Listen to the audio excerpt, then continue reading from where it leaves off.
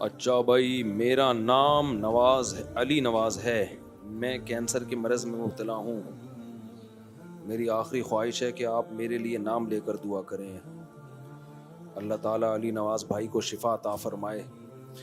نبی صلی اللہ علیہ وسلم نے فرمایا ان اللہ اذا احب قوما ابتلاہم فمن صبر فلہ الصبر فلہ الرضا ومن سخط فلہ السخط، کہ اللہ کسی سے محبت کرتے ہیں تو آزمائش میں ڈال دیتے ہیں۔ دیکھو ابھی پورا بیان ہوا تھا صحت کی فضیلت پر، خود سے کبھی بیمار ہونے کی کوشش نہ کریں۔ میں نے جو سموسہ کھایا کوئی اچھا کام نہیں ہے، صحت مند غذائیں کھایا کریں، لیکن اگر پھر بھی کوئی بیماری آ جائے، بعض دفعہ ہوتا ہے آپ صحت کے پورے اصولوں پر عمل کر رہے ہوتے ہو، اب کینسر تو ایسی چیز ہے اس کی تو کوئی لاجک، بعض دفعہ کچھ بھی نہیں ویسے ہی ہو جاتا ہے، تو جب کوئی بیماری آ گئی تو پھر نبی نے فرمایا کہ جو صبر کرے گا اس کے لیے اللہ کی رضا ہے، اس کو اجر ملے گا اس پہ۔ اب اس بیماری میں آپ کو جو تکلیف ہوگی اور جو بھی پریشانی ہوگی،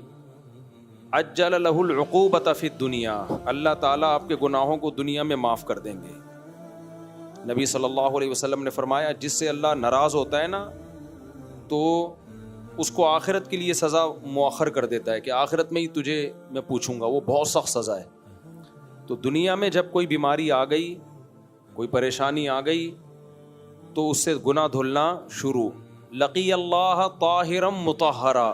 نبی نے فرمایا جب اللہ سے ملے گا پاک صاف ہو کے، سب دھل دھلا جائے گا۔ تو مرنا تو سب نہیں ہے، جو صحت مند ہیں انہوں نے بھی مرنا ہے، جو بیمار ہیں انہوں نے بھی مرنا ہے۔ بعض دفعہ ہم نے دیکھا ہے صحت مند مر جاتا ہے، بیمار زندہ رہتا ہے۔ تو اس لیے یہ بھائی جو بھی بیمار ہیں، پہلی تو دل سے دعا ہے اللہ ان کو صحت دے، شفا عطا فرمائے، اللہ کے خزانوں میں کمی نہیں ہے، ایسے ایسے لا علاج مریض ہم نے دیکھے ہیں ٹھیک ہو جاتے ہیں۔ اور زندگی کے جتنے بھی دن ہیں اس میں صبر کریں، ٹینشن جو